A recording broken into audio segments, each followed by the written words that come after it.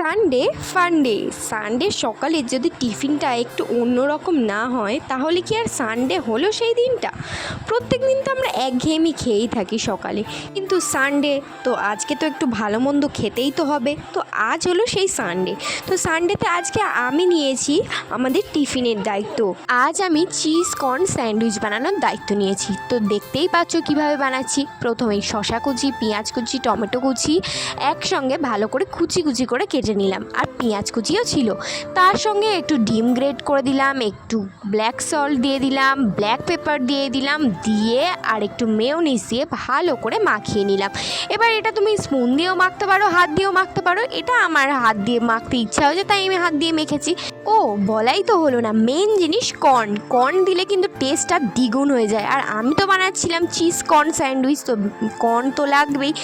তারপর পাউরুটির ওপর আমি দিয়ে দিলাম যেটা আমি মিক্সচারটা বানিয়েছিলাম, ওই মিক্সচারটা সুন্দর করে দিয়ে টেস্ট করে দেখলাম যে সত্যিই আমি কিন্তু বেশ ভালোই একটা স্যান্ডউইচ বানাতে পেরেছি।